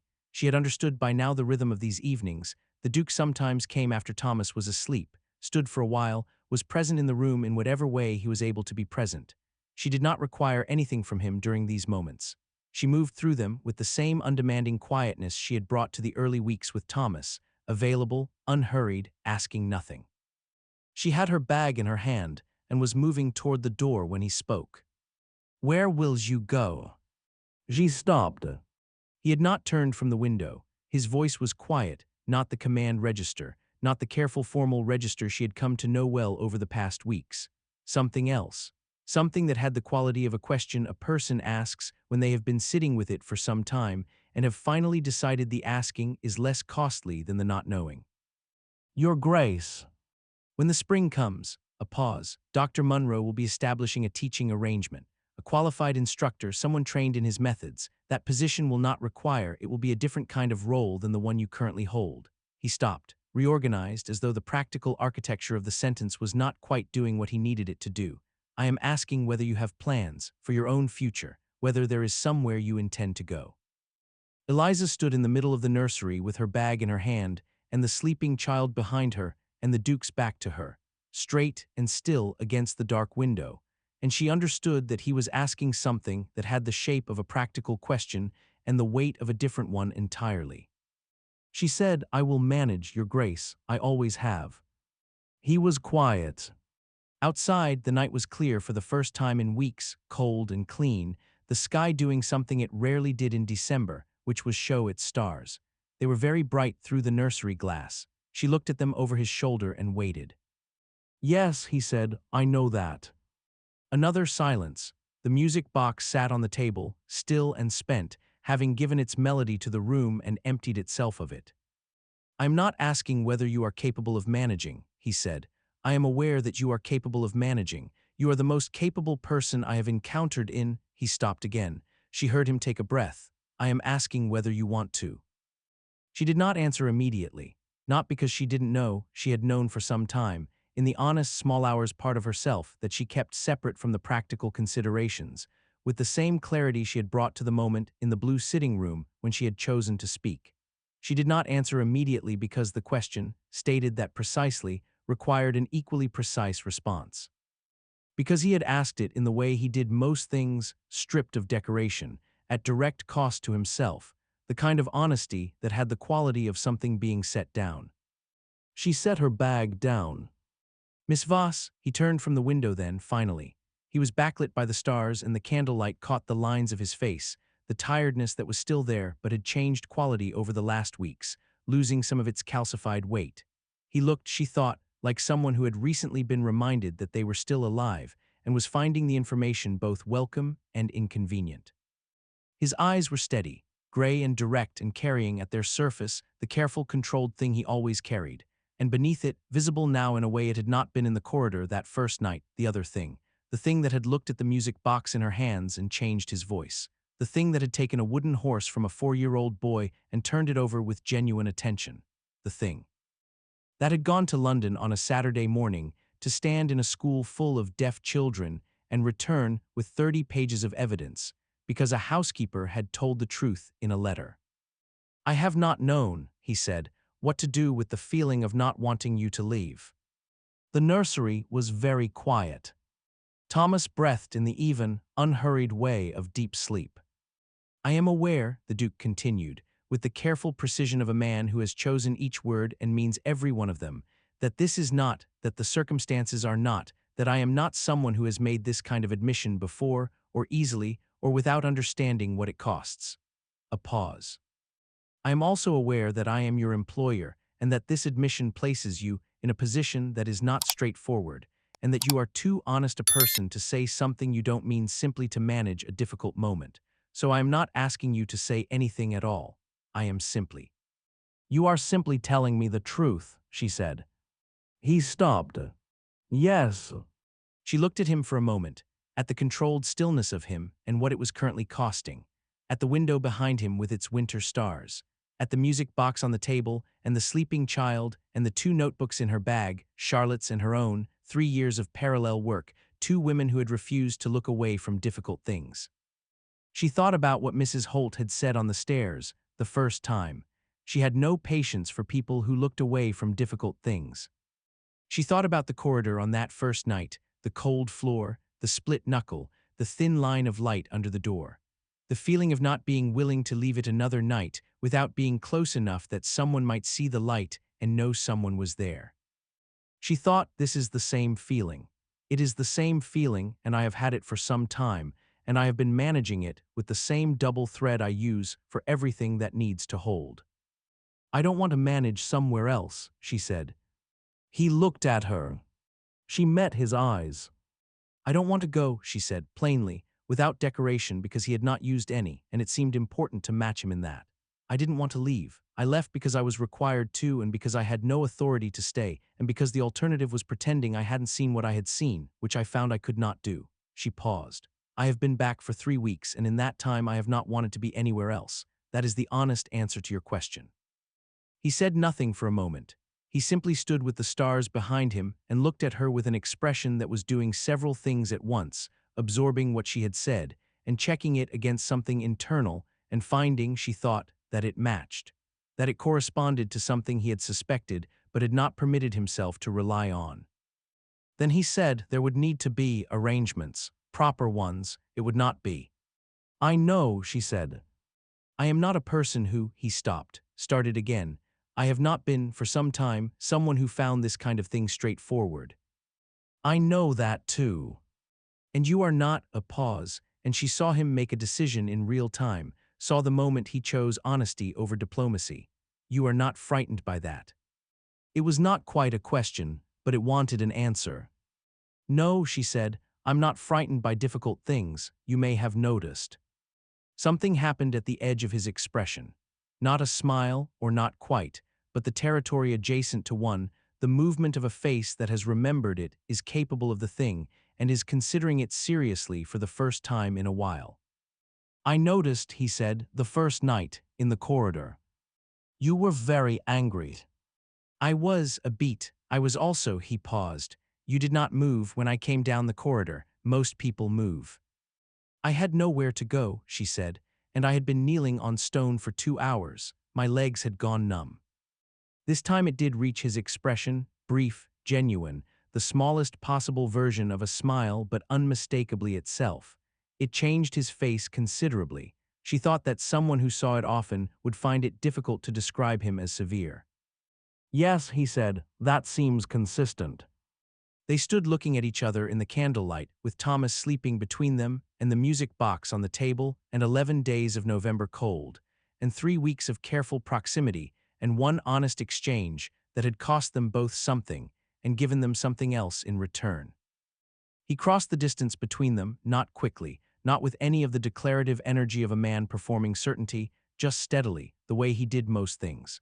He stopped close enough that she could see, clearly, that the controlled thing in his expression was still there, and was not going anywhere and was simply now operating in the same space as the other thing, the thing that had looked at the music box and changed his voice. The two of them together, which was, she understood, what he actually was, not one or the other, but both, and the work of a long life had been learning that they did not have to be in opposition. He held out his hand. She looked at it, at the long fingers, the capable hands that had turned a wooden horse over with genuine attention and held a dead woman's music box in the dark. She looked at his face. Then she put her hand in his. His fingers closed around hers carefully, with the same considered pressure he brought to everything that mattered. Not a grip, a recognition, the physical equivalent of yes, this, exactly this. They stood like that for a moment, not speaking, while the candles burned and Thomas breathed in his steady, untroubled way, and the stars did their cold, bright work through the nursery glass. Then he said quietly, "I should tell you that I intend to do this correctly, whatever this is. I intend to do it carefully and correctly, and I am not practiced at it. I want you to know that I am aware of that." "I know," she said. "You seem very certain of a great many things about me." "I have been observing you," she said. "I find it is a useful approach." The almost smile again, warmer this time. "Yes," he said, "I recall you mentioning the notebook." "There is no notebook about you," she said. "Some things I have simply paid attention to." He looked at her for a moment with the directness that had been, from the first night, the thing she trusted most about him. "Good," he said quietly. "I would like someone to keep doing that." Outside, the stars were very bright, and the night was clear and cold, and full of the particular silence that comes after long difficulty. The silence that is not empty but earned, that carries in it the specific quality of things that have been weathered and have held. Thomas slept on, untroubled. The music box sat on the table, still and silver, having given what it had to give. Eliza did not move her hand. Spring came slowly to Ashford Park that year. It came the way it always does in the north of England, not with any dramatic announcement, not with the sudden warmth that people in more southerly counties take for granted, but incrementally, apologetically almost, a degree at a time. The frost retreated from the garden by inches. The bare hedgerows put out their first tentative green. The light, which had been the flat white of December and January and the gray persistence of February, began in March to take on a different quality, something warmer at its edges, something that fell through the nursery windows at a different angle and made different shapes on the floor. Thomas noticed the change before anyone else did. He was at the window, as he so often was, on the first morning that genuinely felt like something other than winter, a Thursday in mid-March, the sky a pale and tentative blue, the garden still brown but carrying in it the preliminary suggestion of what it intended to become. He had both palms flat against the glass in the way she had first loved, feeling for what he could not hear, and then he turned to Eliza with an expression she had learned over the preceding months to read with some accuracy. He made a gesture, both hands opened outward from his chest, fingers spreading, like something unfolding. She had learned this one in February. She wrote it down the day he first used it, standing at the same window looking at the first snowdrop in the garden, and she had needed no context to understand it. It meant beginning. She smiled at him, the full version, not the careful one, because she had learned by now that the careful smile was for first days and uncertain ground, and this was neither. He had been on firm ground for some time. They both had. "Yes," she said aloud and made the gesture back at him, beginning. He nodded once with his characteristic gravity. Then he went to find his father to show him the garden. The instructor arrived in April. Her name was Miss Josephine Clare, a brisk, warm woman of 35 who had trained under Dr. Munro's methods for 6 years and had the particular quality of someone who had chosen their work with full knowledge of what it asked of them and had not once regretted it. She came with a trunk of materials, a comprehensive system, and the matter-of-fact confidence of someone who had done this before and knew how it ended. She took one look at Eliza's notebooks, both of them, Charlotte's and her own, the 7 months of parallel observation and documented vocabulary, and said, with the directness of a woman who respected other people's work, "You have given me 6 months of foundation. Do you understand how rare that is?" Eliza said that she was glad it would be useful. Miss Clare looked at her steadily. "Useful," she repeated. "It is not useful, it is everything. A child who has never had language and then finds it at 4 is different from a child who finds it at 6 or 8 or 10. The finding at 4, that is what matters. You did that." Eliza thought about a morning in November, sitting cross-legged on the nursery floor, waiting to see what a small, serious boy would decide to do. About the wooden horse held out without speech or gesture, simply offered, simply there. "He did it," she said. "I just paid attention." She and the Duke were married in June. It was a quiet ceremony. The village church, the household staff, Dr. Munro, who had come down from Edinburgh for the occasion and sat in the front pew with the satisfied expression of a man who considers this a reasonable outcome. Mrs. Holt wore her best dress and did not cry, which was entirely consistent with her character, except that afterward in the churchyard Eliza saw her standing very still with her face turned up to the June sunlight, eyes closed, looking like someone who has put down a weight they have been carrying for a long time and is simply breathing. Thomas stood beside his father at the front of the church. He was wearing his good coat, the dark wool one with the silver buttons, newly let out because he had grown 2 inches since October and showed every intention of continuing. He stood with the straight-backed gravity that was entirely his own, watching the proceedings with the focused attention he brought to everything he deemed significant, and when the moment came, when the exchange was made and the thing was done, he looked at Eliza with an expression she did not need a notebook to translate. She had seen it first in a corridor, months ago, when she had come back and he had stood at the nursery door deciding whether to believe she was really there. The slow, considered nod of a child delivering a verdict he has arrived at through careful observation and does not intend to revise. She nodded back. Same weight, same gravity, same absolute certainty. The years that followed were not uncomplicated. Nothing real ever is. There were difficulties with the London seasons, with the particular cruelty of a society that had not yet learned to see what it had not been taught to look for, the sideways glances, the conversations that stopped, the invitations that were not extended.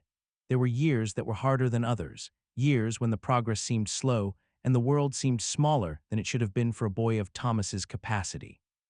But there was also Miss Clare, who stayed for 4 years and left only when Thomas no longer needed her in the same way, and who wrote to Eliza every month for the rest of her life. There was Dr. Munro, who came down from Edinburgh twice a year and brought new materials and new research, and the steady, unhurried confidence of someone who had never doubted the outcome. There was Mrs. Holt, who remained at Ashford Park until she chose to retire at 71, and who could be found on most mornings of those years in the nursery-turned-schoolroom, making tea and offering opinions that had not been requested but were almost invariably correct. There was the Duke, her husband, Thomas's father, who had turned out to be, as Charlotte had apparently known, and as Eliza had suspected since a night in November when he had stood at a window and told her the truth at personal cost, exactly the kind of man who got better at things when he decided to try. Who had learned the gestural vocabulary with the same systematic focus he brought to estate ledgers and parliamentary correspondence, until he and his son had a private language as fluent and specific as anything Miss Clare had taught.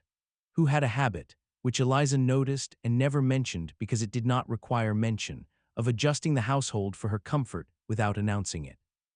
Who had said, on the morning of their wedding, with the directness that was the thing she had always trusted most about him, "I intend to spend a considerable amount of time being grateful for that corridor." She had told him that gratitude seemed disproportionate for a corridor. He had said, "The corridor was where I found you. It merits whatever I choose to give it." She had thought about this for a moment and found she had no argument. Thomas inherited at 32. The Duke died in late autumn, not suddenly, not without warning, not without the time to say what needed to be said, which was among the mercies that Eliza counted carefully in the years that followed. He had been 61, which was not old enough, which is always the case with people of that quality, but had lived with the particular fullness of a man who had been recalled to himself in time to make use of what remained. Thomas received the title and the estate and the responsibilities of both with the same gravity he had brought to every significant thing since the age of 4. He was by this time a man of evident intelligence and capability, educated and known and respected, not universally, because the world had not fully caught up with what he was, but sufficiently by the people who mattered, by the people who had learned to look. He had a wife by then, a quiet, precise woman named Helen, who had the good judgment to find his directness refreshing rather than difficult and the good sense to learn his language before she married him, which he had found, in Eliza's observation, enormously significant. He had 2 children of his own, both hearing, both with their grandfather's gray eyes and their father's habit of watching the world with more attention than the world generally expects.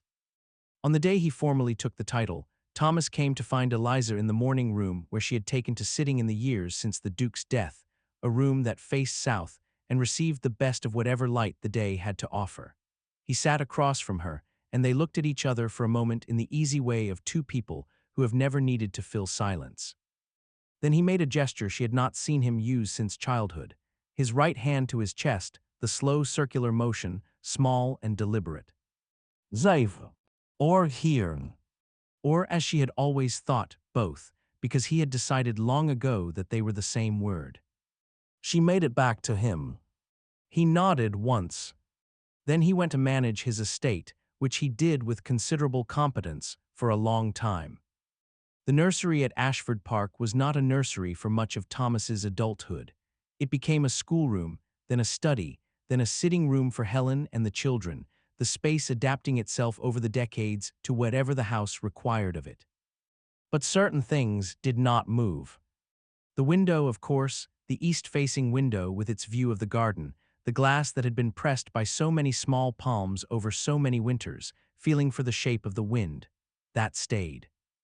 And on the mantelpiece, in a small glass case that had been placed there in the spring of 1843 and had not been moved in the 40 years since, not through the redecorations, not through the changes of use, not through any of the ordinary transformations that a room undergoes when it is genuinely lived in, a silver button. Small, worn smooth at one edge from handling, the kind of ordinary object that carries no meaning to anyone who does not know its history and carries everything to anyone who does. Eliza had placed it there herself, in the spring after the vindication, after the marriage, when the house had settled into its new shape, and she had gone through the nursery putting things in their right places. She had held it for a moment, cold and small in her palm, as it had always been, and thought of the corridor and the frozen garden and the 11 days at the Ashford Arms and the woman in Edinburgh who had written Charlotte in the front of a notebook and started something she did not live to finish. She had placed it in the case and closed the glass. It had stayed. Some things hidden from the world are not shameful. They are simply waiting, patient and undiminished, for someone brave enough to see them clearly, for someone willing to kneel on a cold stone floor in the dark and press their hand against a door and refuse to leave until morning, for someone who understands that paying attention is not a small thing, that learning someone's language, truly learning it, setting down your own assumptions and picking up theirs, is among the most serious and most loving acts available to a person. Thomas Caro grew up educated and known and loved and capable of everything the world had decided he could not be, because one woman in November carried a music box in from the frozen garden and stayed when she was told to go and spoke, when silence would have cost her nothing. He grew up because someone looked. That is the whole of it. That is the story in its smallest, truest form. Someone looked, and then someone else looked, and then the thing that had been hidden from the world was hidden no longer, because it had never needed hiding. It had only needed to be seen. If Eliza's story stirred something in you, if you have ever watched someone be diminished by a world that simply refused to look at them clearly, I want to hear from you. Leave me a comment and tell me, has anyone ever spoken the truth on your behalf when it cost them something and changed everything? A teacher who defended you, a colleague who refused to stay silent, a stranger who saw what others missed. Those stories matter. Leave yours below. I read every single one. If you want more stories like this one, stories about dignity and truth, and the particular courage of people who refuse to look away, subscribe so you never miss them. And remember, some things are not hidden because they are shameful. They are hidden because the world has not yet found someone brave enough to see them. Be that person. It costs more than you think. It is worth more than you can calculate. Until next time.